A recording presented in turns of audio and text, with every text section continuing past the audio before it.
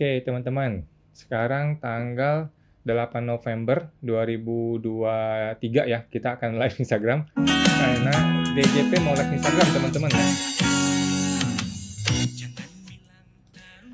Karena kenapa kita mau live? Karena DJP akan live Instagram teman-teman ya.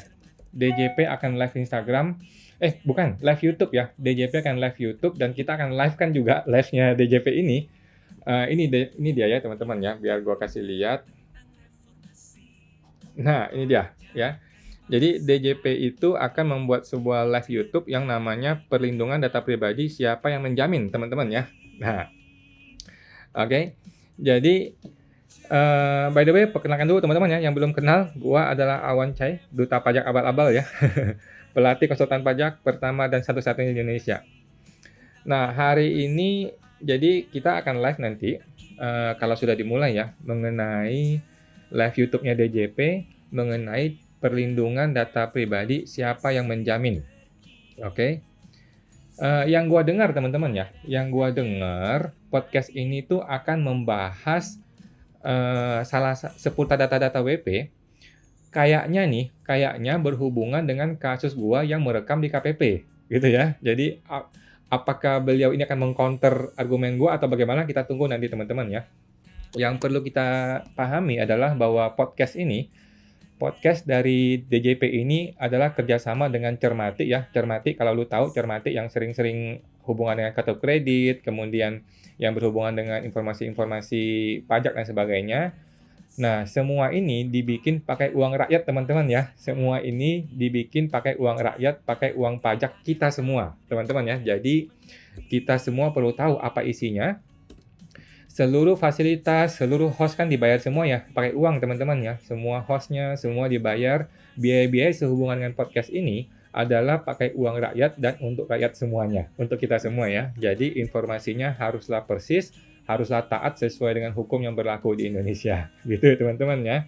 Nah, by the way, gue perlu disclaimer dulu teman-teman ya, seperti biasa sebelum dimulai nih ya, bahwa semua yang gue sampaikan di video ini adalah pendapat pribadi gue 100% teman-teman ya.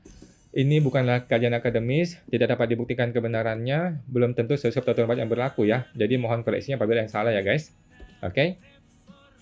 Nah, ini udah langsung dimulai ya. Udah mau dimulai teman-teman ya. Udah mau dimulai.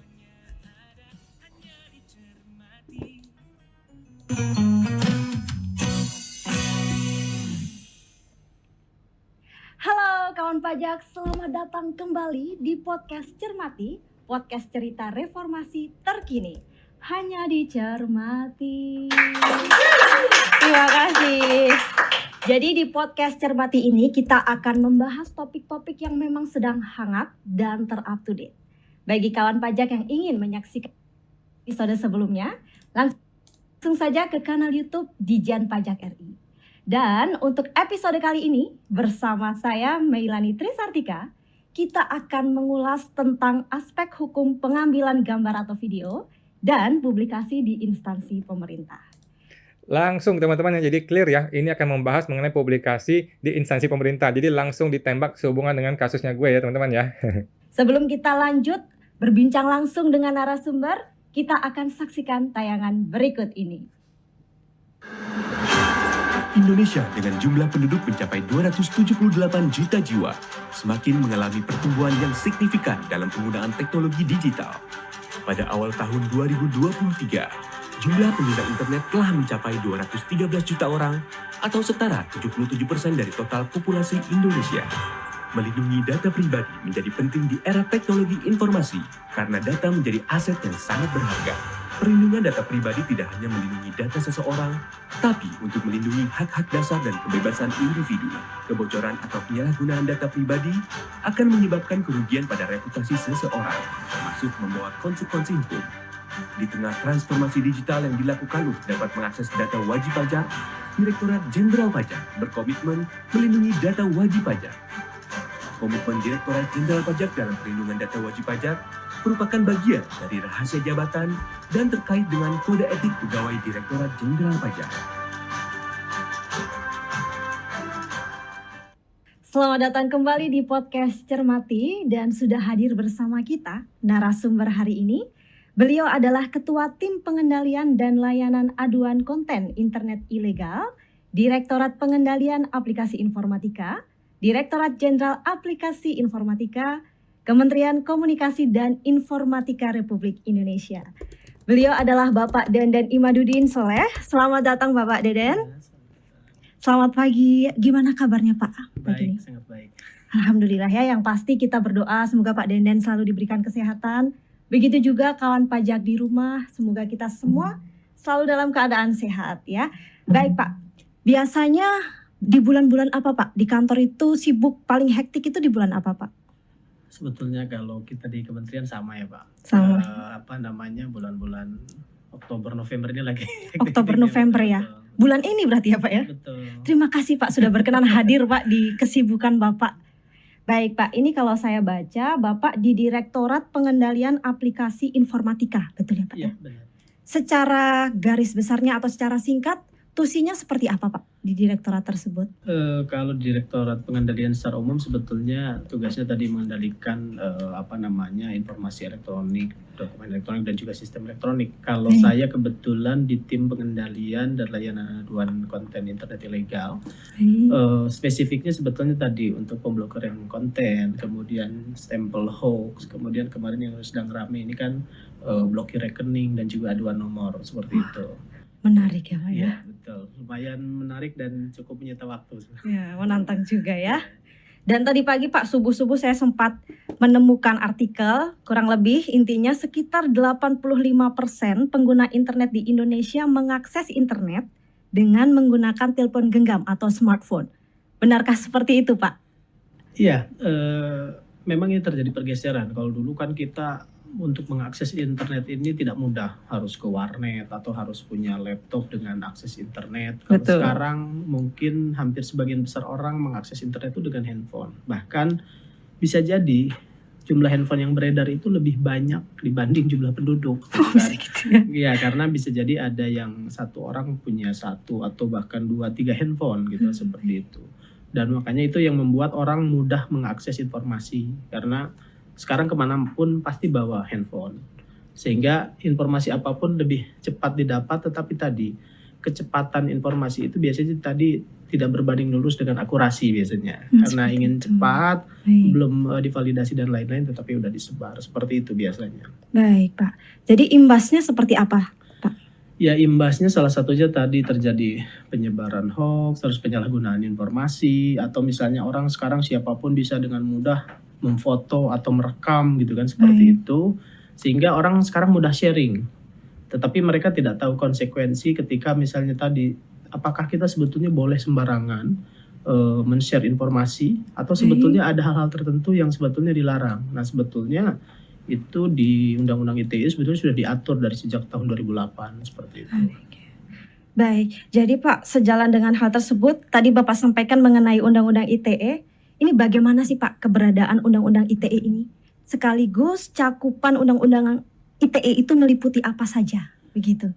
Iya, baik. Undang-Undang ITE ini kan sebetulnya tadi pertama kali ditetapkan di Undang-Undang 11 tahun 2008. Artinya ini sudah lama sekali sebetulnya dan sudah mengalami proses revisi melalui Undang-Undang 19 2016 dan bahkan sekarang pun sedang proses revisi yang kedua. Pada intinya Undang-Undang ITE itu mengatur semua pengaturan mengenai informasi dan transaksi elektronik. Artinya semua kegiatan yang menggunakan sistem elektronik itu diatur oleh Undang-Undang ITE. Di sana diatur mengenai tadi transaksi elektronik, informasi elektronik, kemudian informasi elektronik dan dokumen elektronik sebagai alat bukti di pengadilan juga diatur. Kemudian yang sering kita gunakan adalah hari ini adalah tanda tangan elektronik, itu juga diatur di dalam Undang-Undang ITE. Selain itu sebetulnya banyak sekali, ada juga terkait dengan nama domain, ada juga kekayaan intelektual, dan juga ini yang paling penting adalah terkait dengan perbuatan-perbuatan yang dilarang. Ya, jadi di dalam Undang-Undang ITE itu ada beberapa pasal terkait dengan perbuatan yang dilarang. Yang pertama adalah tadi misalnya larangan untuk mendistribusikan, mentransmisikan, dan atau membuat dapat diaksesnya informasi elektronik dan dokumen elektronik yang memiliki pertama adalah muatan yang melanggar kesusilaan. Nah ini kan sudah jelas lah misalnya yang terkait dengan pornografi, ketelanjangan dan lain-lain. Nah, kemudian yang kedua yang sedang marak hari ini adalah terkait dengan muatan yang mengandung perjudian. Nah, ini yang sedang kami kejar-kejar terus setiap hari seperti itu. Jadi kita blok karena setiap hari itu banyak sekali yang terus beredar. Kemudian selanjutnya adalah terkait dengan ini penghinaan dan pencemaran baik. Baik. Nah, ini yang sering kali di lapangan banyak sekali kasus Baik. terkait dengan pencemaran nama baik ini. Jadi sebetulnya tadi kita memang ada kebebasan untuk menggunakan perangkat atau memposting apapun, tetapi tadi undang-undang ITE ini menjadi batasan bahwa pada prinsipnya semua boleh kecuali yang dilarang. Baik. Artinya yang dilarang ini adalah tadi di dalam undang-undang ITE antara lain tadi kesusilaan, terus perjudian dan pencemaran nama baik, dan selanjutnya masih ada pengancaman pemerasan, kemudian ancaman kekerasan secara pribadi, ada juga penyebaran berita bohong. Nah, seperti itu yang ini yang paling banyak, dan juga terkait dengan ujaran kebencian berdasarkan sara. Di luar itu sebetulnya masih banyak terkait dengan undang ITE. Itu ada terkait dengan illegal access, kemudian gangguan data, gangguan sistem, seperti itu. Itu secara umumnya. Banyak juga ya Pak ya. Banyak sekali. Baik Pak, kalau bicara mengenai data pribadi ini Pak ya, sudah menjadi rahasia umum bahwa di era digital ini data pribadi sangat rentan disalahgunakan karena sangat mudah ditemukan di dunia maya. Dengan mudahnya orang bisa mengakses data seseorang untuk berbagai kepentingan. Merespon hal tersebut Pak, sebenarnya kalau data pribadi sendiri ada definisi pakemnya atau tidak Pak? Iya, sebetulnya di Undang-Undang ITE juga sudah mengatur terkait dengan data pribadi. Jadi kalau di Undang-Undang ITE itu diatur di pasal 26 Undang-Undang ITE, yaitu terkait dengan penggunaan data pribadi itu tadi kalau digunakan tanpa izin itu bisa digugat secara perdata. Nah, pengaturan lebih lanjutnya itu diatur di dalam PP 71 tahun 2019. Nah, selain itu juga ada pengaturan mengenai data pribadi melalui Peraturan Menteri Kominfo. Itu Peraturan Menteri Kominfo tahun nomor 20 tahun 2016. Tetapi itu spesifik perlindungan data pribadi di dalam sistem elektronik seperti itu. Nah, sebetulnya data pribadi sendiri secara definisi sekarang sudah ada diatur di dalam Undang-Undang PDP. Nah, Undang-Undang PDP ini baru disahkan kemarin melalui nomor 27 tahun 2002. Nah, ini sebetulnya lebih komprehensif dan secara hierarki lebih tinggi kekuatannya karena di level undang-undang. Kalau dulu misalnya di dalam Undang-Undang ITE hanya satu pasal, di pasal 26. Nah, sekarang ini sangat spesifik di Undang-Undang PDP ini sangat komprehensif, mengatur mengenai definisi pembagiannya, lalu kemudian bagaimana tata cara nanti perlindungannya untuk memperoleh, mengolah dan lain-lain seperti itu. Baik, berarti ada kurang lebih sejauh ini ada 2 ya Pak ya, Undang-Undang ITE sendiri dan pelindungan data pribadi juga sudah diatur sendiri dengan undang-undang. Betul. Begitu. Baik Pak, kalau jenis-jenis data pribadi seperti apa sih Pak yang harus dilindungi? Iya, sebetulnya kan jenis data pribadi ada yang umum, ada yang spesifik gitu kan. Sebetulnya dua-duanya juga sebetulnya memang bisa dilindungi. Tetapi tadi yang lebih harus perlindungannya ekstra itu adalah ketika berbicara mengenai data pribadi yang bersifat spesifik gitu kan, tadi seperti biometrik atau misalnya bahkan laporan keuangan dan lain-lain seperti itu. Kalau yang bersifat umum kan seperti nama, alamat, nomor handphone. Tapi pada prinsipnya semua data itu sebetulnya wajib dilindungi atau bisa dilindungi, dalam arti begini. Karena kecenderungannya terkait data pribadi ini sebetulnya kita sendiri yang menentukan batasannya. Misalnya saya misalnya bisa share tentang apa saja, misalnya nama, alamat, bahkan mungkin status pernikahan, anak dan lain-lain. Tetapi ada juga orang-orang yang memang tidak mau diketahui, hanya cukup kenalan misalnya sebatas nama. Selebihnya ya saya tidak mau sharing, kenapa tidak kan gitu kan, memang tadi itu masalah privacy gitu kan. Tetapi kalau saya sih biasanya contohkan ketika saya tanya nama itu masih jawab, terus alamat masih jawab, kemudian status pernikahan masih jawab. Tetapi rata-rata ketika kita tanya berapa jumlah penghasilan per bulan, hampir semuanya tidak menjawab. Nah, itu artinya kan sebetulnya kita sendiri yang bisa membatasi mana yang mau di-share, mana yang tidak, seperti itu. kembali ke kita seperti itu Pak. Betul. Baik, berarti kalau coba saya tadi garis bawahi, intinya untuk jenis-jenis data pribadi ada data umum dan data spesifik, begitu ya Pak ya. Baik, kalau mengenai regulasinya Pak, konsep pengaturan data pribadi itu seperti apa Pak? Iya, pada prinsipnya tadi data pribadi itu kan sebetulnya harus dilindungi. Nah, artinya ketika misalnya data itu mau diproses, itu memang ada beberapa hal pengecualian. Biasanya misalnya contoh pertama, kalau ada persetujuan. Seperti Ada tadi persetujuan. misalnya, kalau saya mengizinkan data ini diproses, artinya saya sudah memberikan persetujuan sehingga data itu bisa diproses. Baik. Nah, selain persetujuan biasanya juga ada perjanjian.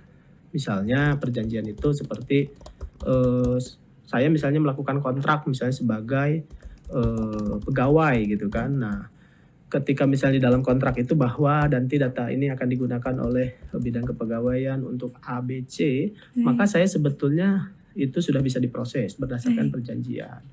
Selain itu juga masih banyak ada juga terkait dengan untuk kepentingan umum misalnya atau untuk kepentingan penyelenggaraan publik. Misalnya contoh sekarang penggunaan iktp misalnya gitu kan. Ketika misalnya direkam segala macam, apakah kita mengizinkan atau tidak? Karena itu untuk kepentingan publik ya pasti diperkenankan. Atau misalnya untuk penegakan hukum nih, ini yang sering terjadi.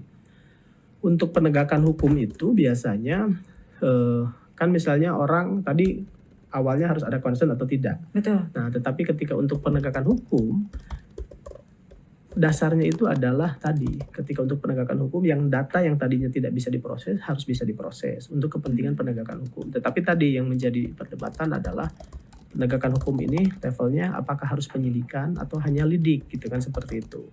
Nah, biasanya harus di level penyidikan gitu karena sudah ada 2 alat bukti di awal untuk karena kalau penyelidikan nanti semua orang bisa menjadikan dasar penyelidikan untuk memperoleh data pribadi gitu seperti itu. Baik. Nah, sebenarnya selain itu juga ada beberapa hal ada terkait lagi untuk kepentingan vital si pemilik data pribadi. Misalnya contoh ketika si pemilik data pribadi ini kecelakaan gitu kan. Lalu kan kita pengen tahu misalnya istilahnya golongan darah gitu kan. Nah, sebetulnya kan kalau kita nanya ke yang bersangkutan tidak sadar gitu kan seperti itu. Nah, karena ini untuk kepentingan vital si si pemilik data, maka itu diperkenankan misalnya kita cari misalnya golongan darahnya apa gitu. Contohnya seperti itu. Baik. Tadi Bapak sampaikan ya kalau untuk konsepnya kurang lebih harus ada persetujuan, perjanjian. Andai kata Pak, tanpa ada persetujuan, perjanjian, apakah itu bisa dikatakan sebagai pelanggaran atau konsekuensinya apa Pak? Iya, sebetulnya tadi kan intinya harus ada legal basis ketika memproses sebuah data pribadi.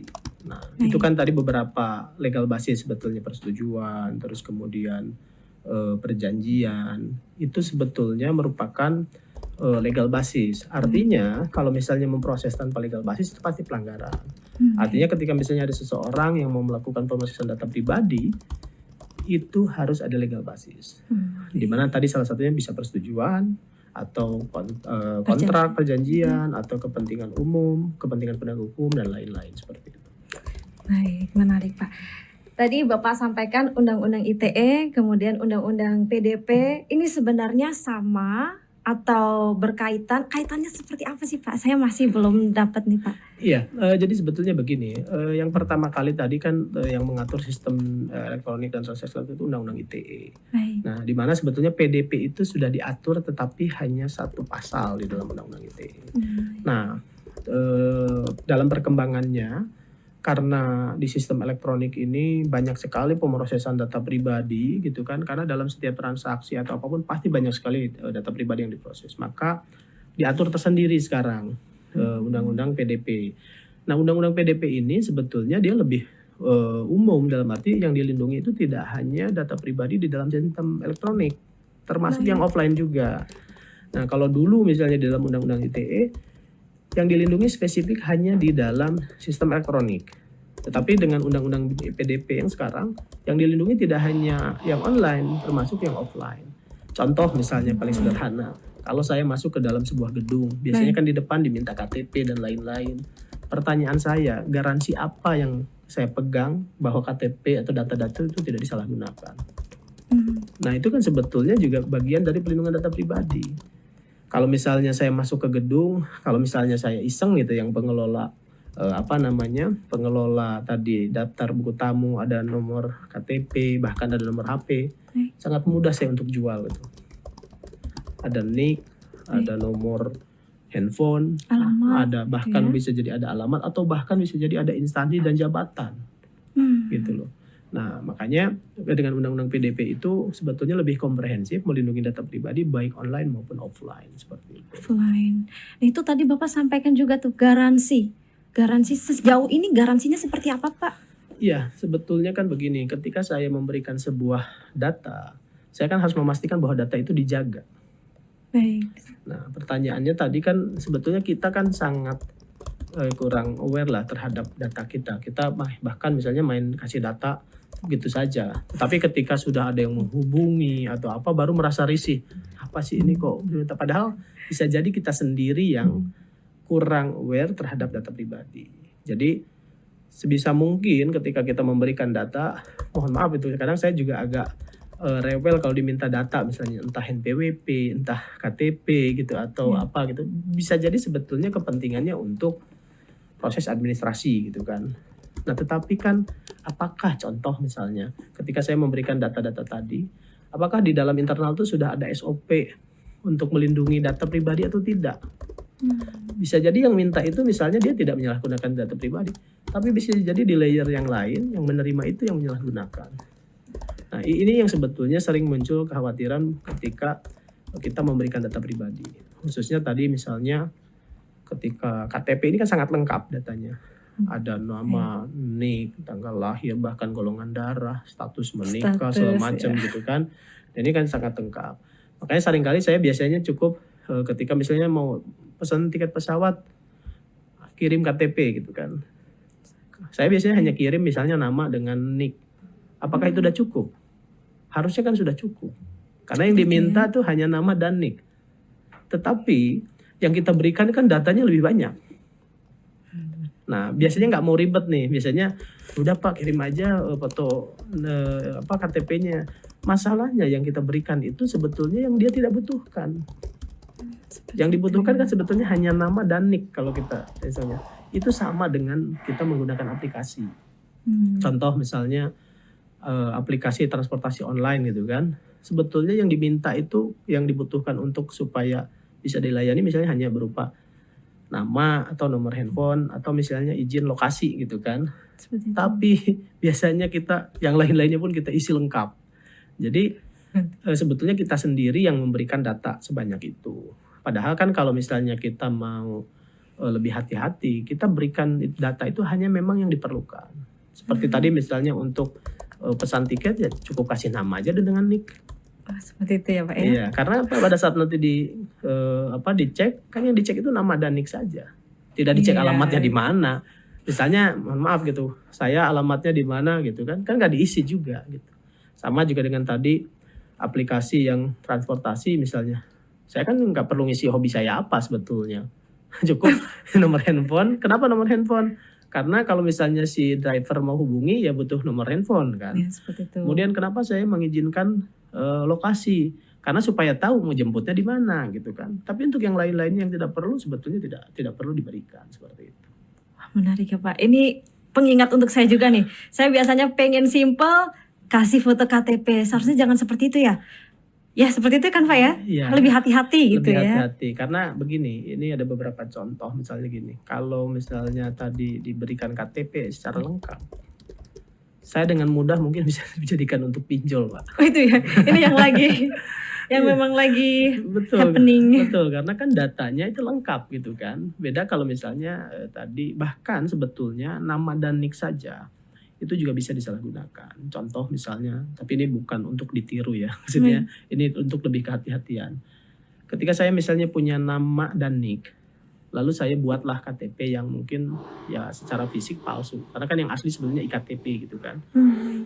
Tetapi kan kalau kita lihat pinjol hari ini, kan tidak mengecek iktp. Tapi yang dicek adalah KTP secara fisik. Baru tahu saya Pak. Misalnya contoh gitu kan, ketika misalnya minjam ngambil gambar kan, Iya, seperti dipegang itu ya. gitu kan. Artinya kan yang dilihat fisiknya. Contoh misalnya saya punya nama si A dengan NIK tertentu gitu. Saya buatlah namanya tetap si A, nicknya tetap milik si A, tapi fotonya foto saya.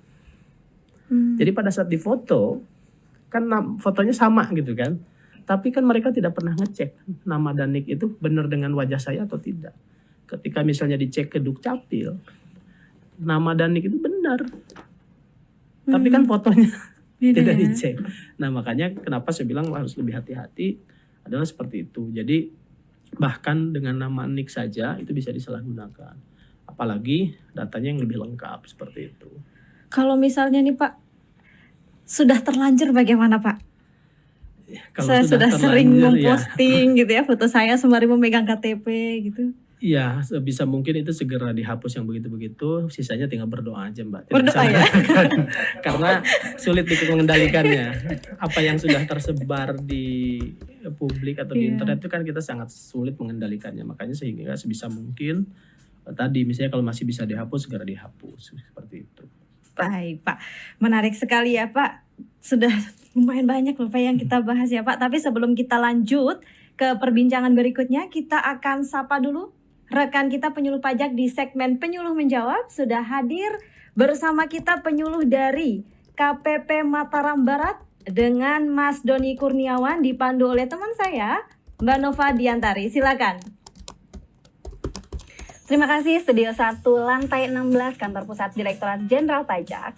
Saat ini saya sedang berada di Pulau Lombok, tepatnya di Kota Mataram yang menjadi wilayah kerja dari Kantor Wilayah Direktorat Jenderal Pajak Nusa Tenggara.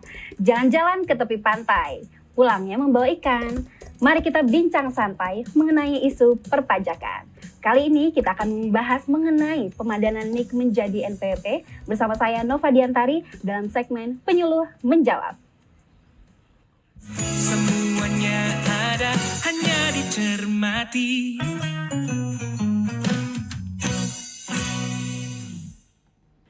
Baik, salam hangat untuk kawan pajak semua. Pada kesempatan hari ini, pada segmen Penyuluh Menjawab, kita akan membahas mengenai isu yang sedang hangat. Walaupun nih, banyak pertanyaan yang masuk ke kami, tapi kita akan membahas mengenai pemadanan NIK dan NPWP. Tentunya saya tidak sendiri, karena saya ditemani oleh seorang penyuluh pajak yang bertugas di Kantor Pelayanan Pajak Pratama Mataram Barat, yaitu Mas Doni Purnomo. Halo Mas Doni. Halo. Apa kabar Mas? Alhamdulillah baik.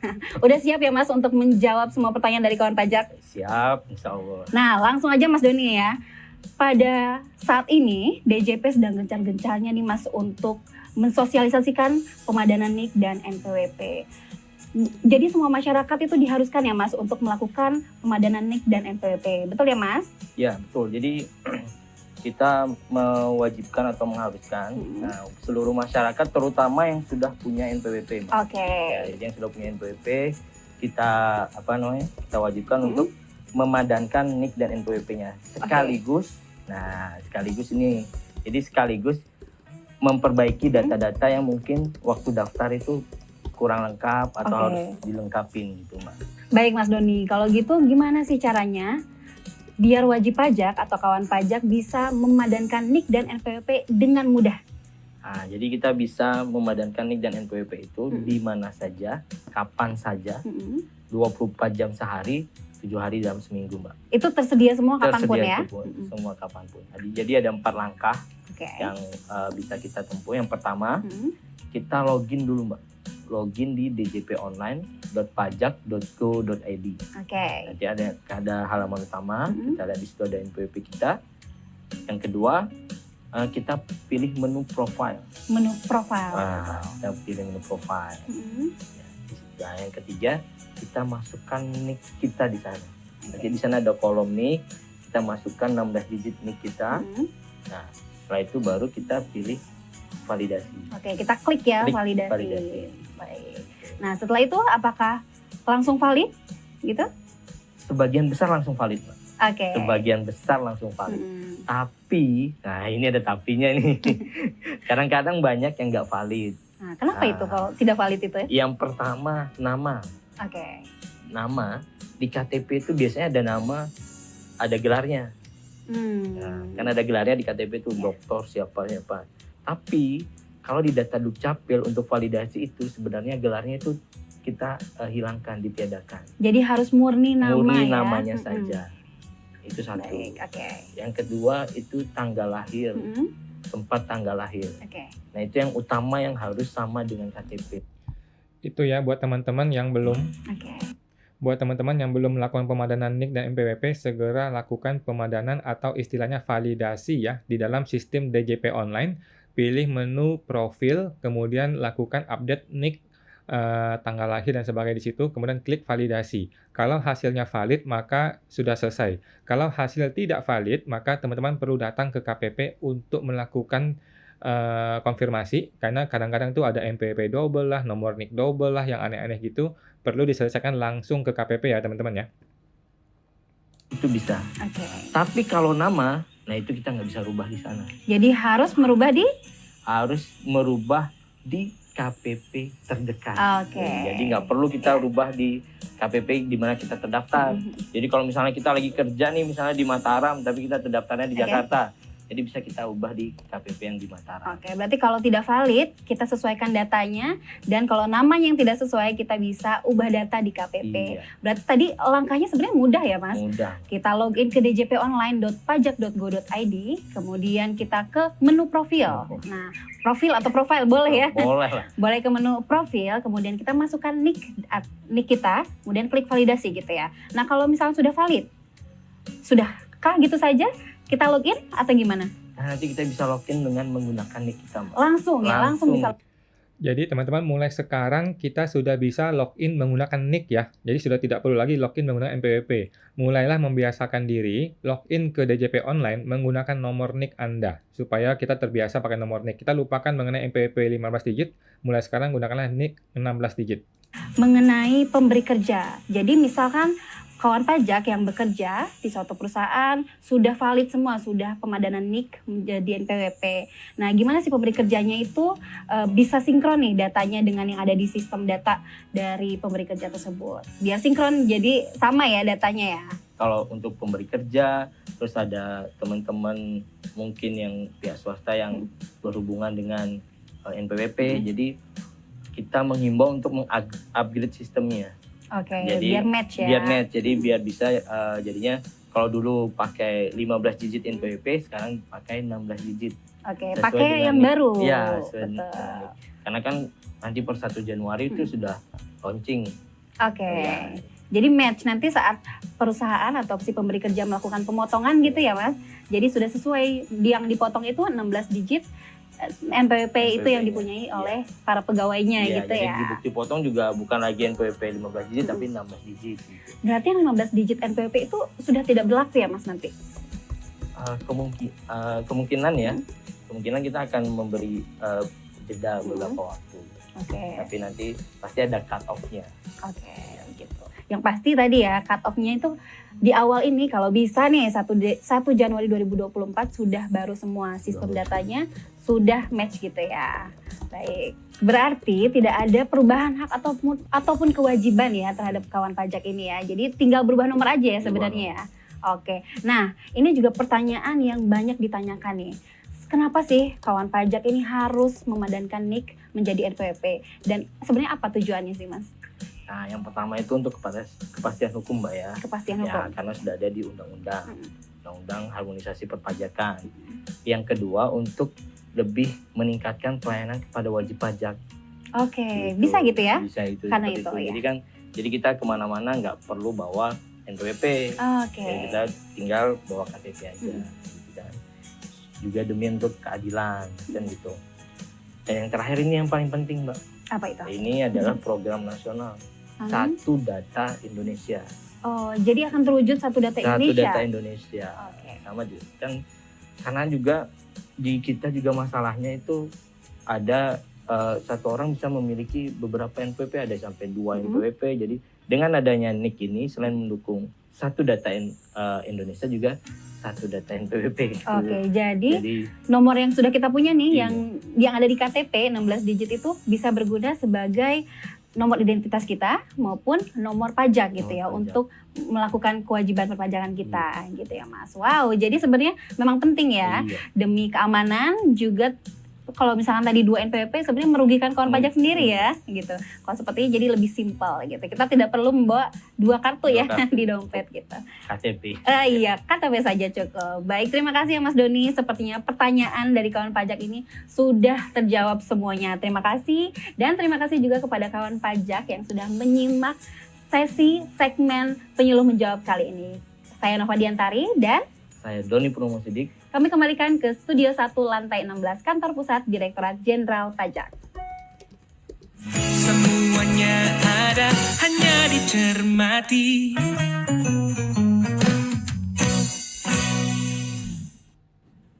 Terima kasih Mas Doni dan Mbak Nova yang sudah mengisi di segmen penyuluh menjawab di podcast hari ini.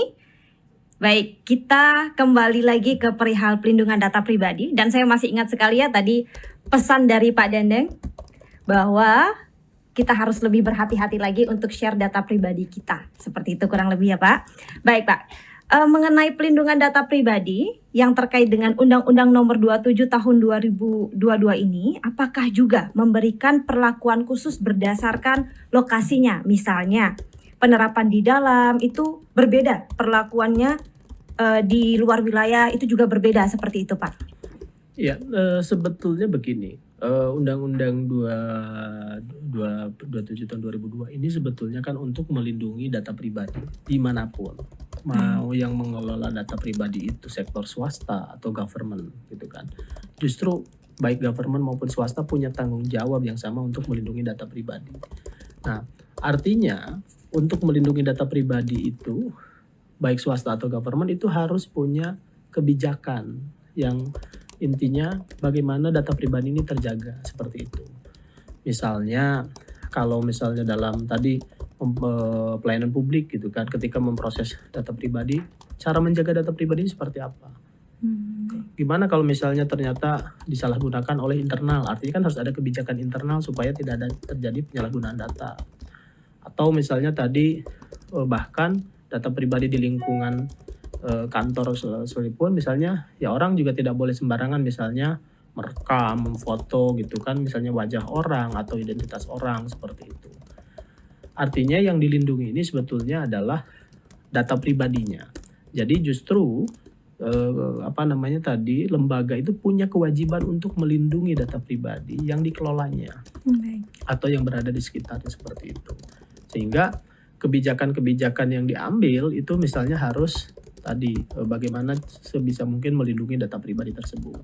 Makanya apakah tadi punya kebijakan internal yang tidak boleh misalnya si A misalnya tidak boleh memindahkan data ini, yang bisa memindahkan ini harus persetujuan siapa gitu kan, seperti itu. Nah itu tuh hal-hal yang sebetulnya perlu diatur bagi istilahnya pengendali data pribadi gitu kan, yang mengendalikan data pribadi entah itu nanti pelayanan publik gitu atau misalnya bahkan pegawainya, itu kan semua data pribadi seperti itu. Berarti kurang lebih berbeda ya Pak ya, penerapan di sektor swasta, sektor pemerintah, dalam, luar negeri, seperti itu ya Pak? Sebetulnya begini, pada prinsipnya sama-sama ketika misalnya sebagai pengendali data pribadi sama-sama punya kewajiban untuk melindungi data pribadi yang dikelolanya tadi. Misalnya data yang menggunakan layanan publik gitu. Biasanya kan misalnya diminta identitas atau KTP dan lain-lain, artinya kan harus dilindungi. Nah ketika misalnya tidak dilindungi, maka yang digugat kan sebetulnya yang mengelola data pribadi sebagai pengendali seperti itu. Misalnya, jadi sebetulnya mau swasta, mau government, siapapun yang mengelola data pribadi punya tanggung jawab yang sama untuk melindungi data pribadi yang dikelolanya seperti itu. Baik Pak, apakah di sektor publik atau pemerintah secara tegas memang memiliki otoritas perlindungan yang diatur undang-undang seperti rumah sakit, perbankan, seperti itu Pak? Iya, sebetulnya ketika atau seperti tadi misalnya di rumah sakit atau bandara atau apapun, biasanya mereka kan punya kebijakan untuk melindungi, sebetulnya bukan hanya data pribadi, sebetulnya bisa jadi juga untuk keamanan dari sisi sektor yang dilindungi. Contoh misalnya kalau rumah sakit kan berkaitan dengan data pasien dan lain-lain. Kemudian seperti di bandara mungkin sering kita lihat kan ada larangan untuk mengambil gambar gitu kan atau memvideo seperti itu. Artinya ada yang dilindungi gitu kan, bahwa untuk hal-hal tertentu ini tidak boleh diambil gambar gitu kan. Entah bisa jadi nanti terkait data pribadi karena misalnya ada orang lain yang keambil gambarnya, atau bisa jadi juga ada yang dilindungi seperti misalnya objek-objek vital tertentu seperti itu gitu, karena misalnya ada kerahasiaan yang dilindungi dan lain-lain. Jadi melindunginya itu tidak hanya spesifik dari sisi data pribadi, Baik. tapi bisa jadi juga dari sisi tadi kepentingan kerahasiaan dari wilayah tertentu atau misalnya tempat tertentu atau barang tertentu, biasanya seperti itu. Jadi kayak di bandara, di rumah sakit itu biasanya ada pengaturan seperti itu. Baik Pak Dadan, jadi misalnya nih Pak, andaikan dalam suatu kasus terjadi pelanggaran terhadap perlindungan data pribadi di ruang publik atau pemerintah seperti yang tadi Pak Dadan sampaikan, oh di ruangan ini tidak boleh mengambil gambar, video. Nah ini bagaimana Pak upaya mengatasinya Pak? Iya, sebetulnya itu kan perlu diatur dalam arti gini. Ketika misalnya contoh setiap rumah saja misalnya ada aturannya gitu, baik mau perkantoran ataupun pasti bisa diatur. Misalnya di sini misalnya boleh misalnya mengambil gambar, tapi di sisi ini nggak boleh gitu kan, segala macam. Kemudian ketika misalnya di dalam sebuah rumah juga sebenarnya gini, selain ada aturan juga ada etika.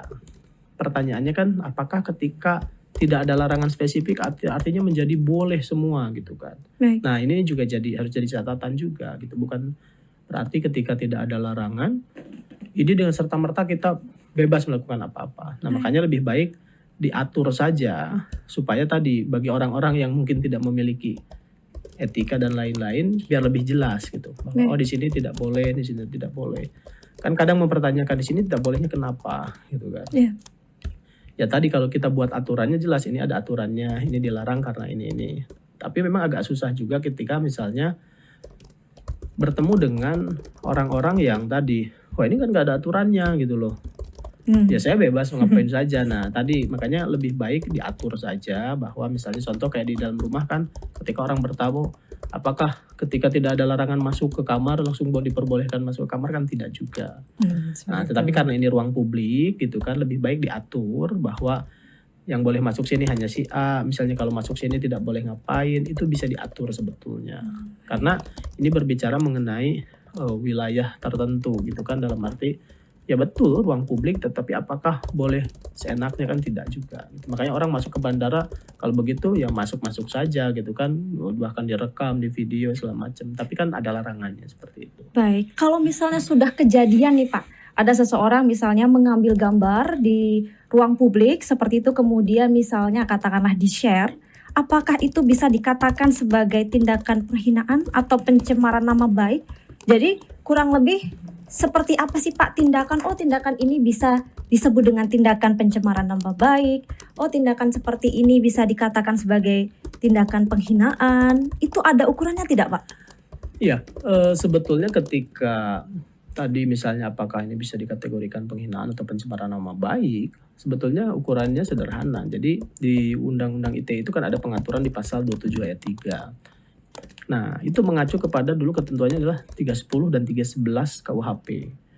Yang artinya ketika misalnya di dalam video yang di-share itu ternyata ada dituduh misalnya wah si A melakukan apa gitu, dituduh melakukan sesuatu, itu kan artinya ada tuduhan. Baik. Ketika tuduhan itu tidak benar atau tidak bisa dibuktikan, artinya kan fitnah. Nah, ketika itu disebar, maka sebetulnya itu bisa dilaporkan untuk tindak pidana pencemaran nama baik. Tetapi kalau misalnya tadi tidak ada tuduhan dan lain-lain, sebetulnya ya tidak bisa gitu kan, karena ukurannya adalah tadi kalau misalnya penghinaan pencemaran nama baik ada tuduhan yang menyerang kehormatan si orang tersebut. Misalnya di video itu terekamlah si A, misalnya saya video misalnya si A ini misalnya melakukan apa misalnya istilahnya yang sifat negatif lah gitu kan, entah korupsi lah apa, dan mukanya ditampilkan di dalam rekaman itu gitu kan. Artinya yang bersangkutan bisa melaporkan itu. Bisa melaporkan ya Pak ya? Kemana kita bisa melaporkan Pak? Kalau melaporkan kan sebetulnya itu bisa ke aparat penegak hukum di kepolisian terdekat dan lain-lain seperti itu. Karena kalau tindak pidana sebetulnya tadi di setiap kepolisian itu bisa melaporkan seperti itu. Jadi ukurannya adalah tadi apakah di dalam video itu tadi ada identitas orang. Identitas orang itu bisa nama dan lainnya, atau bisa juga wajahnya secara jelas gitu dan dituduh melakukan sesuatu seperti itu. Baik Pak. Jadi sebenarnya siapa Pak yang bertanggung jawab Pak terkait kasus-kasus seperti ini misalnya? Artinya yang sebetulnya kalau di dalam Undang-Undang ITE yang bertanggung jawab itu adalah orang yang mentransmisikan, mendistribusikan atau membuat dapat diakses. Artinya orang yang menyebarkan. Karena kan kalau live berarti kan orang yang live. Tapi bisa jadi kan begini. Ada orang yang merekam. Tapi misalnya nanti orang yang men-share-nya adalah yang lain. Nah, di Undang-Undang ITE yang dikenakan itu adalah orang yang men-share-nya. Share, Iya, karena yang mentransmisikan, mendistribusikan atau membuat dapat diakses seperti itu. Baik. Jadi siapa saja bisa melaporkan ke aparat penegak hukum ya Pak ya? Bisa individu maupun instansi. Kalau untuk spesifik pencemaran nama baik itu harus individu yang dituduhkan gitu. Baik. Ya, karena gini, kenapa ini harus yang bersangkutan? Karena ini delik aduan. Delik aduan ya. Delik aduan. Jadi kalau misalnya si yang bersangkutan ini tidak merasa dicemarkan, ya yang bersangkutan kan tidak perlu melapor. Baik. Karena tadi delik aduan. Jangan sampai begini misalnya, yang bersangkutannya tidak keberatan, tapi misalnya temennya atau bahkan instansinya yang lapor, ini nggak bisa. Oh, harus yang bersangkutan. Harus yang bersangkutan, korbannya. betul. Karena yang diserang adalah tadi harkat dan martabat seseorang seperti itu. Baik, kalau itu tadi individu, bagaimana kalau ini instansi Pak? Kalau instansi ini kan memang begini, di dalam Undang-Undang ITE pencemaran nama baik itu hanya ditujukan untuk orang, tidak baik. untuk badan hukum. Jadi kalau badan hukum ini biasanya yang dilakukan adalah gugatan secara perdata. Nah, tetapi kalau misalnya tadi ada kerugian dan lain-lain, maka yang dilakukan adalah gugatan secara perdata. Tapi kalau misalnya untuk tadi pidana itu hanya untuk individu. Individu Iya. ya. Tapi instansi pun juga delik aduan ya Pak. Harus ada yang melapor, menggugat gitu ya. Iya, kalau instansi kan sebetulnya karena ini perdata kan artinya harus mengajukan gugatan secara perdata ke pengadilan gitu. Kan baik. tidak mungkin ada proses kalau tanpa ada gugatan kalau perdata seperti itu. Tapi kalau misalnya untuk pidana kan ada delik aduan, ada delik biasa gitu, delik umum yang sebetulnya tanpa aduan pun bisa diproses gitu seperti itu. Menarik ya Pak ya. Kemudian sanksi apa Pak yang mungkin dikenakan untuk pelaku? Kalau tadi terkait dengan penghinaan atau pencemaran nama baik, sebetulnya ancaman hukumannya itu kalau sekarang sudah menjadi 4 tahun dan denda 750 juta. Jadi kalau dulu sebelum direvisi itu ancaman hukumnya masih 6 tahun, dendanya 1 miliar. Tetapi sudah direvisi pada Undang-Undang 19 2016 itu menjadi 4 tahun dan dendanya 750 juta. Itu sebetulnya dulu kalau 6 tahun bisa dilakukan penahanan dalam proses proses penyelidikan, penyidikan dan lain-lainnya.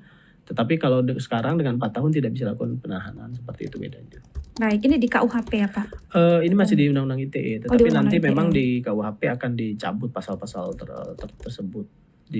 Tapi setelah 3 tahun di KUHP yang baru. Baik, kalau itu tadi dari sisi pelakunya Pak. Kalau dari sisi yang mengalami kerugian, pihak yang mengalami kerugian, wujud kompensasi apa sih Pak yang wajib didapatkan? Sebetulnya kan begini, di dalam Undang-Undang ITE tadi kalau itu secara pidana, artinya kan yang dikejar adalah masalah hukuman. Tetapi kalau perdata, biasanya kan yang dikejar adalah masalah kerugian, ganti rugi. Kalau misalnya ganti ruginya itu seperti apa sih? Contoh misalnya kalau akibat dari penghinaan pencemaran nama baiknya itu misalnya dia sampai diberhentikan pekerjaannya atau dia diputus kontraknya. Artinya kan ada kerugian secara material gitu kan. Baik. Nah, makanya ketika misalnya melaporkan secara pidana, maka kalau misalnya mau mendapatkan ganti kerugian, maka harus dilakukan gugatan secara perdata. Baik. Sehingga misalnya dia bisa menggugat tadi permintaan ganti ruginya itu apa. Kalau misalnya tadi contoh yang paling sering terjadi adalah si A misalnya dihina atau difitnah atau dicemarkan nama baiknya, lalu ternyata dia jadi kontraknya dibatalkan, diputus gitu kan, seperti itu. Artinya kan ada kerugian yang misalnya terjadi seperti itu. Nah, tetapi seringkali di dalam kasus-kasus seperti itu yang seringkali diminta itu adalah permohonan maaf sebetulnya. Cukup itu Pak. Karena gini, makanya kenapa ini menjadi delik aduan. Karena bagi orang-orang tertentu sebetulnya hanya ingin menyatakan bahwa yang bersangkutan itu mengakui kesalahan dan kemudian misalnya meminta maaf. Nah, karena delik aduan ketika misalnya itu sudah terjadi, maka biasanya dimediasi. Baik. Ketika dimediasi dan terjadi permintaan maaf misalnya dan mengakui kesalahan, biasanya dicabut gugatannya sehingga tidak perlu berlanjut. Seperti itu. Makanya delik aduan ini menjadi penting karena tadi bisa jadi sebetulnya diselesaikan tanpa harus melalui proses pengadilan seperti itu. Luar biasa. Baik Pak, kalau bagi instansi pemerintah sendiri Pak, bagaimana mencegah tindakan pelanggaran pelindungan data dan pencegahan penyalahgunaan informasi elektronik dan transaksi elektronik Pak, yang bisa merugikan publik ini? Iya, artinya kan untuk melindungi kejadian di lingkungan instansi atau perkantoran, sebetulnya tadi perlu diatur sebetulnya orang itu bisa melakukan pengambilan gambar itu di mana saja. Karena begini, bisa jadi misalnya dengan ngambil gambar atau foto itu di beberapa wilayah tertentu bisa jadi ada sesuatu yang rahasia yang menjadi terbuka. Gitu. Baik. Mungkin ada yang pernah datang ke kantor instansi tertentu, bahkan misalnya handphone pun tidak boleh dibawa masuk gitu, bahkan di depan sudah harus disimpan gitu. Nah, artinya perlindungan seperti itu kan sebetulnya tadi untuk meminimalisir terjadinya pelanggaran di lingkungan, misalnya di lingkungan perkantoran. Misalnya di instansi tertentu, misalnya kalau kita bertamu ada yang diperbolehkan membawa perangkat gitu kan.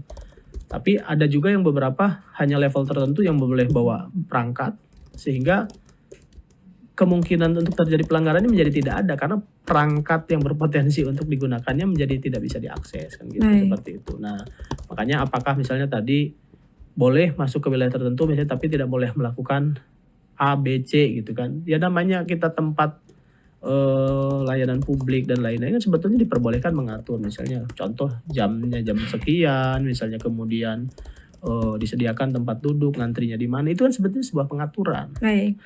Nah, artinya tadi misalnya tidak boleh mengambil gambar pada saat pelayanan seperti apa. Misalnya nanti kan selalu ada pertanyaan, kenapa sih tidak boleh mengambil gambar gitu.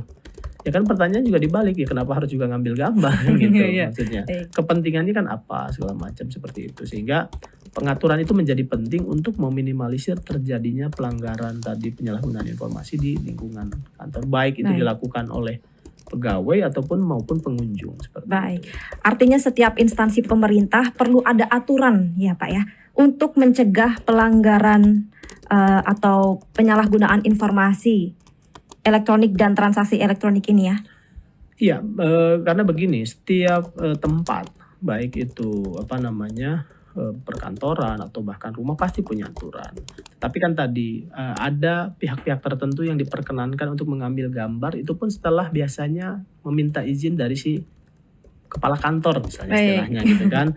Apakah mau melakukan liputan atau misalnya pengambilan gambar gitu kan. Kenapa ini menjadi penting gitu kan?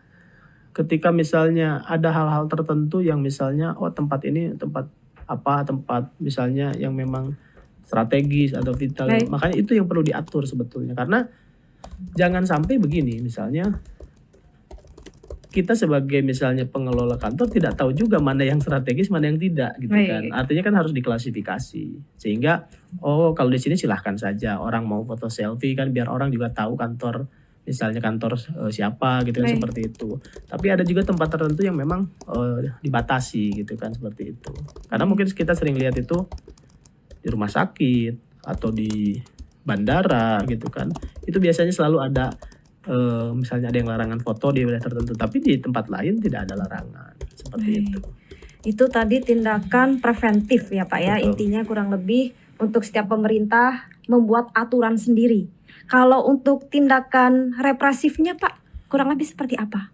Kalau untuk tindakan represif kan gini, tindakan represif itu ketika terjadi pelanggaran sebetulnya.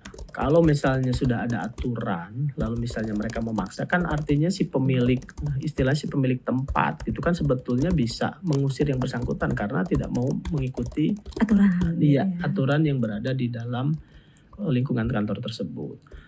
Tetapi tadi kalau misalnya aturannya tidak ada, kemudian mereka membuat masalah, ini juga akan menjadikan garda terdepan seperti security menjadi kesulitan untuk menangani karena tidak ada dasar gitu.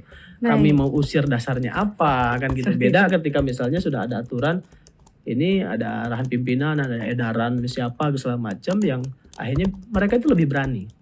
Baik. Mereka lebih berani kenapa? Karena ada dasar. Justru mereka itu menjadi tidak berani ketika dasarnya tidak ada, mereka harus mengusir. Nah ini yang menjadi kesulitan. Makanya kenapa menjadi penting pengaturan tadi istilahnya di lingkungan kantor misalnya harus seperti apa gitu. Baik. Apakah ada peran lainnya Pak yang perlu dilakukan khususnya untuk instansi pemerintah dalam melindungi kepentingan umum atau publik terkait pencegahan penyalahgunaan informasi elektronik ini Pak? Ya, pada intinya tadi kantor di lingkungan pemerintah itu tadi memiliki entah SOP atau pengaturan yang mungkin sangat spesifik atau detail untuk mengatur misalnya orang yang mau masuk untuk dilayani itu seperti apa, misalnya ada persyaratan apa, atau bahkan kalau misalnya di kantor-kantor tunggu kalau misalnya ketika mau mendapatkan layanan atau melakukan ini diminta istilahnya identitas atau apa, kemudian misalnya ada larangannya misalnya mematikan handphone atau misalnya handphone kadang ada yang disimpan di locker kalau misalnya di wilayah tertentu. Itu sebetulnya menjadi kebijakan dari internal. Baik, Karena Pak. seminim mungkin ketika misalnya tadi untuk bahkan melindungi privasi entah itu privasi pengunjung lain atau juga mungkin pegawai segala macam itu bisa diminimalisir dengan pengaturan. Salah satunya adalah tata cara misalnya menggunakan alat komunikasi gitu kan. Oke, misalnya pada saat di ruang tunggu ini masih diperbolehkan gitu kan. Tapi ketika misalnya masuk ke dalam wilayah ini tidak diperbolehkan atau bahkan disimpan di locker. Itu sebetulnya kembali kepada kebijakan di lingkungan kantornya.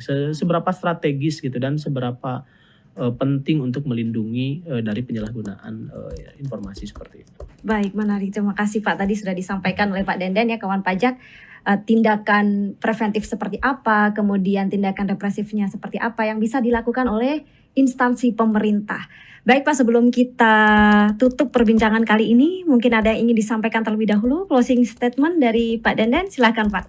Iya, baik. Yang pertama terkait dengan kalau dengan data pribadi ini sebetulnya kita sendiri yang bisa membatasi. Dan misalnya ketika kita mau melindungi data pribadi kita, artinya kita tidak boleh sembarangan memberikan data pribadi kita. Artinya hanya yang memang diperlukan saja, gitu kan. Jadi kalau dulu kita seringkali memberikan data pribadi sebanyak-banyaknya, kalau sekarang dibalik, kalau bisa seminim mungkin apa yang dibutuhkan saja, gitu kan. Nah, kemudian kalau misalnya bagi lingkungan instansi atau kantor tadi, seminimal mungkin harus ada aturan untuk misalnya orang seperti apa. Karena begini, ada orang-orang yang memang mengerti, selain mengerti aturan juga mengetahui ada etika dan lain-lain, tapi ada juga beberapa orang yang mengabaikan etika sehingga perlu pengaturan yang rigid seperti itu. Itu saja. Terima kasih Pak. Itu tadi pesan dari Pak Denden. Sebenarnya termasuk pesan untuk saya juga, pesan untuk kawan pajak semua untuk lebih berhati-hati dalam share data pribadi. Dan tadi juga disampaikan oleh Pak Denden, pesan untuk instansi pemerintah dalam melakukan tindakan preventif maupun tindakan represif dalam melindungi kepentingan publik. Baik kawan pajak, demikian perbincangan kita dengan Pak Denden. Terima kasih Pak Denden sudah berkenan hadir di podcast hari ini. Selamat kembali bertugas. Kita tutup podcast hari ini. Saya Melani mewakili segenap kru yang bertugas mengucapkan terima kasih. Sampai jumpa di podcast Cermati episode berikutnya. Semuanya ada hanya di Cermati. Terima kasih. Dengerin tentang reformasi perpajakan pada saat ini. Oke, teman-teman, pengarahnya adalah Ibu Dwi Astuti ya. Kalau belum tahu siapa beliau, silakan cek di Google siapa beliau ya. Dicermati agar tahu dan juga mengerti. Cermati cerita reformasi terkini. Semuanya ada hanya dicermati.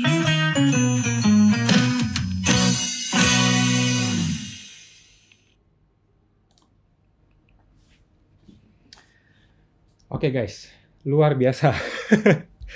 Gue kira bakal kayak gimana, ternyata gitu doang, ya ampun.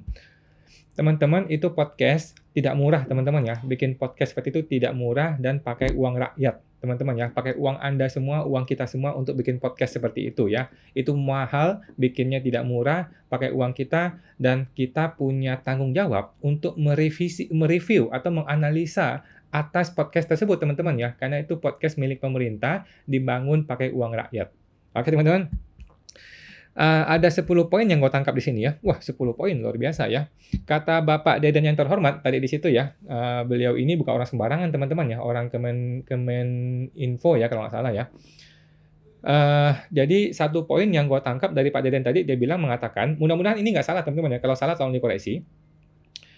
Beliau mengatakan bahwa yang kena dalam kasus masalah undang-undang ITE adalah orang yang men-share, teman-teman ya. Contohnya, si A melakukan pemberian data, kemudian si B yang men-share ke publik, maka si B lah yang menjadi tersangkanya, dialah yang bersalah. Artinya apa? Kalau gue melakukan perekaman atau live Instagram atau apapun, yang melakukan tuh gue, yang melakukan, yang memiliki device-nya itu gue. Akibatnya apa? Yang bersalah tuh gue, bukan si petugas pajak, gitu ya teman-teman ya. Jadi petugas pajak tidak bisa dipersalahkan, tidak perlu juga merasa bersalah, tidak perlu juga merasa gimana-gimana, karena bukan dia yang menyebarkan.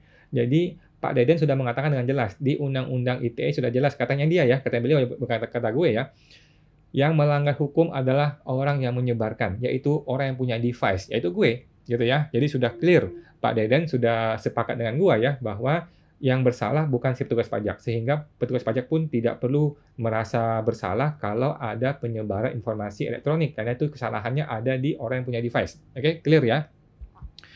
Yang kedua, kembali lagi-lagi mereka atau Pak Deden menggunakan analogi rumah sakit, analoginya sebuah rumah, analoginya bandara, dilinkkan, dihubungkan dengan etika dan sebagainya. Nah, kembali lagi menurut gue ini tidak cocok ya teman-teman ya, berbeda sekali antara rumah sakit dengan KPP, kantor pelayanan pajak, itu kantor publik. Rumah sakit itu memang sudah ada aturan tersendiri, ya. Kemudian bandara memang sudah ada aturan tersendiri. Kemudian rumah privat, rumah orang pribadi sudah ada aturan sendiri ya. Sedangkan kantor publik yang lain, terutama KPP, tidak ada aturannya mengenai boleh atau tidak boleh merekam. Oke? Tadi kan Pak Deden sudah bilang semuanya boleh kecuali dilarang oleh undang-undang. Itu sudah clear ya teman-teman ya. Prinsip hukum dimanapun berada itu sama. Semuanya boleh kecuali dilarang oleh undang-undang. Ya, jadi analoginya sudah tidak tepat mengenai rumah sakit ataupun rumah pribadi, berbeda karena KPP bukan punya pribadi orang itu. KPP adalah milik kita bersama. Teman-teman ya, KPP adalah milik kita bersama, bukan punya 1-2 orang, apalagi si kepala kantor yang oknum itu ya, berbeda teman-teman ya. Nah, si Pak Deden juga sudah kasih solusi. Solusi gampang, silakan DJP bikin aturan internal, beres urusannya, itu kan? Nah, Pak Deden sudah jelaskan, kalau supaya nggak masalah, supaya nggak bikin ini jadi masalah lebih besar, bikinlah aturan internal, selesai urusannya. Masalahnya sampai hari ini tidak ada aturan internal di DJP. Sehingga satpamnya bingung, petugas pajaknya bingung, kita pun bingung gitu loh ya. Oke. Poin ketiga yang gue tangkap adalah oh ya, ini yang mau gue tanyakan, tetapi tadi kan nggak ada tanya jawab ya. Itu kan sepertinya itu rekaman deh ya. Pertanyaannya adalah, apakah kalau tidak boleh merekam, kemudian si petugas pajak boleh melanggar tata cara peraturan, tata cara pemeriksaan di peraturan pajak? Jawabannya nggak boleh, teman-teman ya. Tidak ada satu ruang pun dalam undang-undang perpajakan yang memberikan ruang kepada petugas pajak untuk melanggar tata cara pemeriksaan hanya gara-gara orang yang tidak boleh merekam terus merekam gitu ya, nggak ada. Ya, jadi tidak bisa alasan itu perekaman dijadikan alasan untuk dia melanggar tata cara pemeriksaan. Oke, nomor 3. Nomor 4, yang gue pengen infokan adalah lagi-lagi undang-undang itu untuk melindungi siapa? Undang-undang itu untuk melindungi si wajib pajak, termasuk data si wajib pajak. Oke? Sedangkan orang yang mau dilindungi sudah mau terbuka untuk umum. Jadi sudah selesai nih perdebatan ini. Karena orang yang mau dilindungi sudah ingin terbuka untuk umum, gitu ya. Kemudian Pak Deden sudah ngomong berkali-kali tadi ya. Pak Deden sudah ngomong berkali-kali supaya masyarakat nggak ribut nih ya, perlulah perlu ya dibuat PMK di internal pajak gitu ya. PMK di internal pajak atau peraturan Perdirjen juga boleh, SE juga boleh, semacam pengumuman juga boleh. Dijelaskan dengan aturan jelas internal ya, aturan internal, bukan pakai undang-undang ITE, bukan pakai undang-undang yang lain, pakai undang-undang pajak. Oke, bikinlah aturan internal di JJP bahwa bla bla bla bla ya, mungkin nggak boleh merekam dan sebagainya. Dibuatlah aturan internal itu, gitu ya. Supaya apa? Supaya aturannya jelas, teman-teman ya, supaya aturannya jelas. Ya, jangan berlindung di balik undang-undang ITE yang tidak ada hubungannya dengan pelayanan publik ya. Undang-undang ITE itu untuk si privat, bukan untuk publik ya gitu ya. Nomor 6 yang gue tangkap adalah tadi Pak Deden bilang begini, kalau WP tanya kenapa tidak boleh, kita mesti tanya balik, lah kenapa boleh? Nah, jawaban gue sederhana ya, kenapa boleh? Satu, karena berlaku prinsip dalam hukum adalah semuanya boleh kecuali dilarang dan undang-undang. Oke? Yang kedua, untuk semangat anti korupsi. Ya, kalau gua nggak boleh merekam, bukankah lebih mudah terjadi korupsi? Ya kan? Kalau gua boleh merekam, bukankah akan lebih sulit untuk korupsi? Ya toh? Nah, jadi ada dua alasan. Pertama adalah tadi apa ya? Alasan pertama ya, yang adalah karena prinsip hukum itu semua boleh kecuali dilarang ya. Yang kedua adalah semangat anti korupsi. Yang ketiga semangat reformasi perpajakan. Yang keempat semangat transparansi dan keterbukaan informasi publik. Nomor 7. Kembali lagi tadi si ibu itu bertanya kan kalau nggak salah ya, apakah perlu minta izin kalau mau merekam di ruangan publik gitu ya? Nah, Pak Deden juga tidak memberikan jawaban yang jelas ya. Dia kasih solusi nih. Dia nggak kasih jawaban yang jelas, tapi dikasih solusi. Solusi sangat gampang. Tolong dong DJP bikin aturan. Bikinlah aturan internal. Oke? Aturan itu ada nomornya. Mungkin nomor per dirjen, ada nomor per PMK, atau nomor undang-undang. Silakan tulis nomornya, tulis pasal dan ayatnya. Nanti aturan itu boleh kami gugat ke pengadilan. Kami nih warga negara yang merasa ini tidak tepat, tidak sesuai undang-undang, kami boleh menggugat. Ya kan? Tetapi yang kemarin itu di kasusnya gue, di KPP itu cuma dibikin pengumuman tidak boleh merekam, tapi nggak ada aturannya.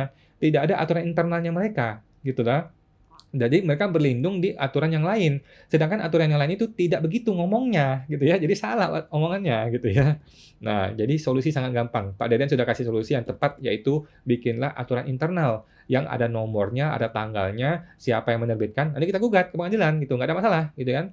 Nah, kemudian tadi si ibu bertanya, si pemilik tempat apakah bisa mengusir yang bersangkutan? Kalau nggak salah gitu pertanyaannya ya.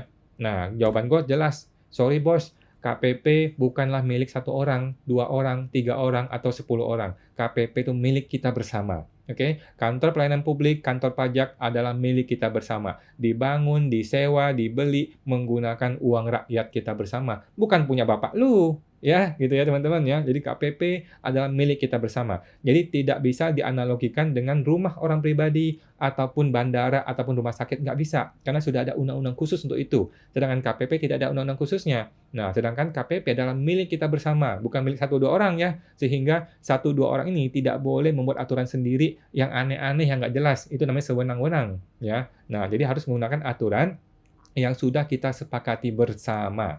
Oke? Nomor 9. Tadi Bapak sudah mengatakan ya Pak Deden, Satpam akhirnya menjadi kesulitan, menjadi bingung, tidak ada dasar hukum yang jelas, tidak ada dasar edaran yang jelas. Jadi Satpam nih ya, ketika dibilang, oh si Awan mau datang nih, oh tolong dicegah dong di pagar. Tidak ada aturan yang bilang, nanti kalau dia tetap mau merekam, kita mesti gimana? Nggak ada aturan itu, sehingga Satpam jadi bingung. Gitu loh. Satpam jadi bingung, jadi berargumen terus sama wajib pajak karena tidak ada tata cara aturannya. Karena aturannya dibikin secara sembarangan, secara sewenang-wenang, tidak ada dasar aturan yang jelas. Gitu loh. Oke. Nah, Pak Deden sudah kasih solusinya, yaitu bikinlah aturan internal yang jelas. Bagaimana tata caranya? Kalau ada orang merekam, bagaimana tindak lanjutnya? Kalau dia tetap merekam, bagaimana tindak lanjutnya? Ini harus dibikin dalam sebuah aturan jelas supaya ada kepastian hukum ya, supaya masyarakat nggak bingung ya, supaya ada kepastian hukum kepada seluruh masyarakat yang membayar pajak, karena kalian semua para petugas pajak dibayar, digaji pakai uang kami, uang rakyat semua ya teman-teman ya. Nomor 10 yang terakhir, lagi-lagi gue mau membahas gimana mengenai pencegahan korupsi gitu ya. Di negara lain, di negara-negara seperti USA, Amerika gitu ya, mereka justru pengen terbuka untuk umum. Kalau bisa semua terbuka gitu loh. Di sana polisi itu ada kamera di dalam dadanya dia, di depan jaketnya dia ya. Polisi di Amerika ada kamera di jaketnya supaya apa? Supaya terbuka untuk umum. Supaya nanti kalau ada masalah, ada rekamannya jelas.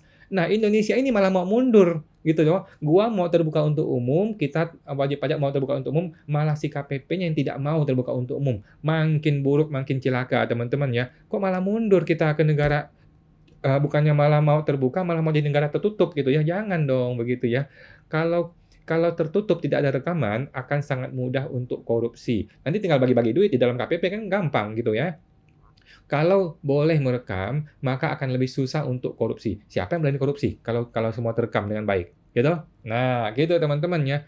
Jadi semua yang gue lakukan adalah untuk reformasi pajak, untuk keterbukaan untuk umum, untuk transparansi, untuk pelayanan publik yang lebih baik, untuk reformasi perpajakan yang lebih baik.